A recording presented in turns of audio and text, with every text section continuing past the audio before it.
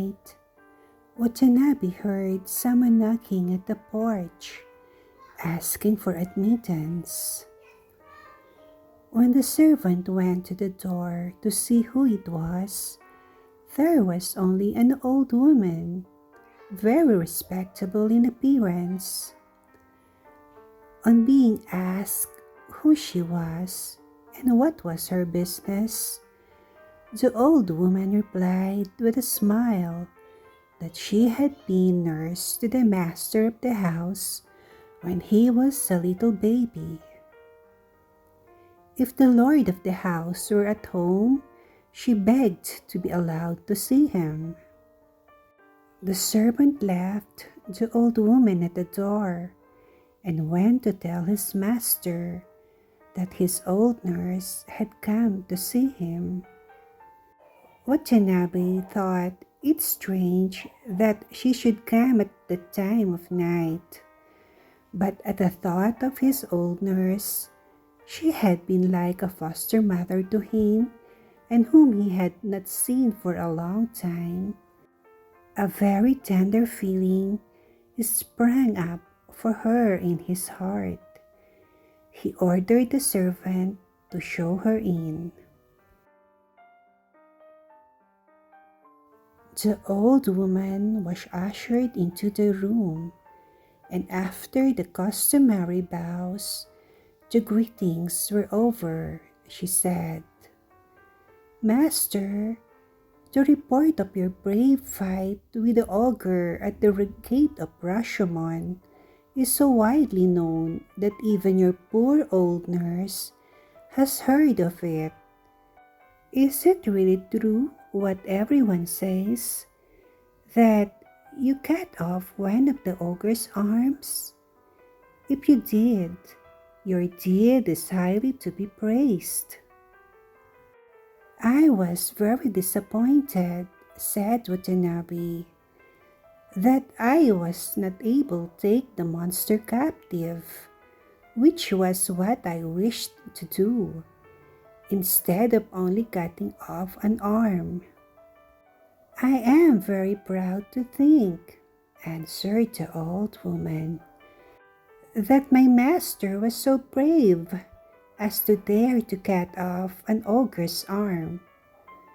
There is nothing that can be compared to your courage.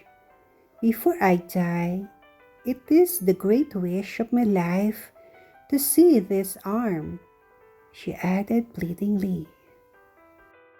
"No," said Watanabe. "I'm sorry, but I cannot grant your request." "But why?" asked the old woman. "Because," replied Watanabe, "ogres are very revengeful creatures, and if I open the box, there is no telling but that the ogre may suddenly appear and carry off his arm.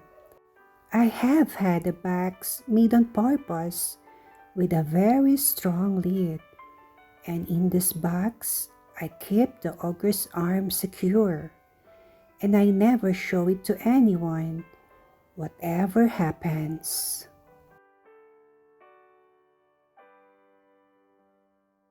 "Your precaution is very reasonable," said the old woman, "but I am your old nurse, so surely you will not refuse to show me the arm.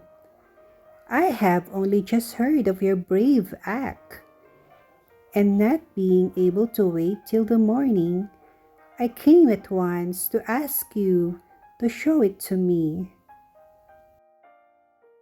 Watanabe was very troubled at the old woman's pleading, but he still persisted in refusing.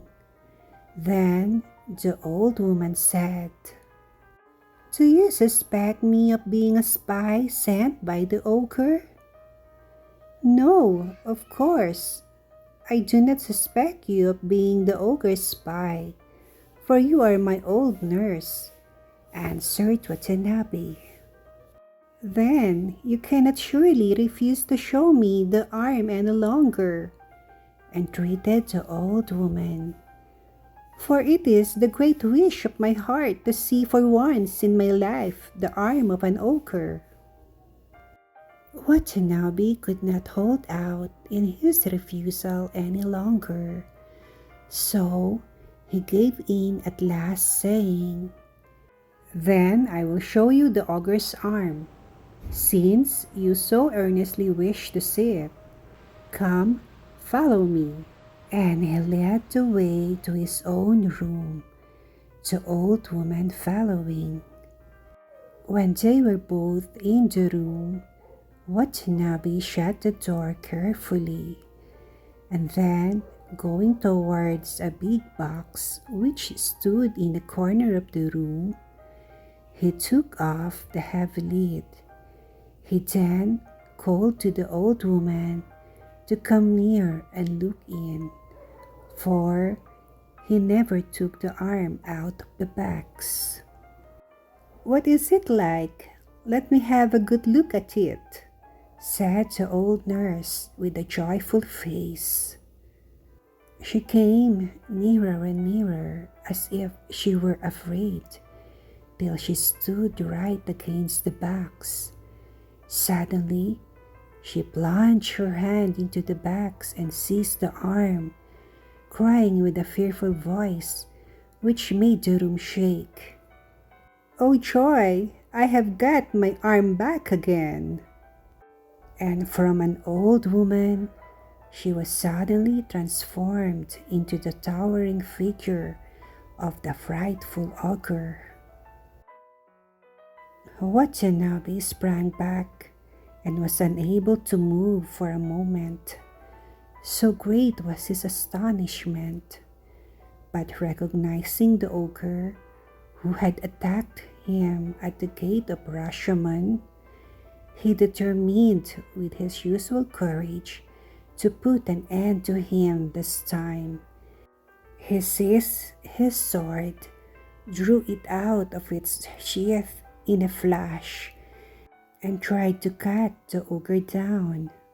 So quick was Watanabe that the creature had a narrow escape, but the ogre sprang up to the ceiling and, bursting through the roof, disappeared in the mist and clouds.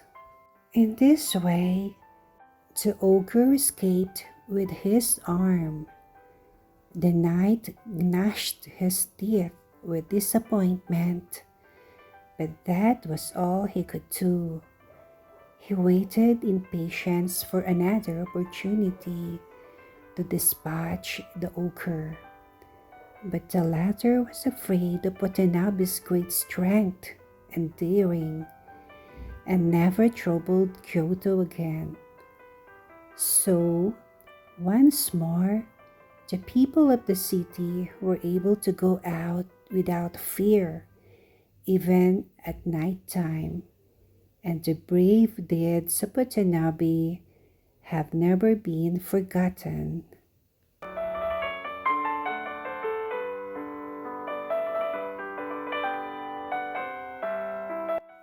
Thanks for watching. Please like and subscribe for more videos. Thank you.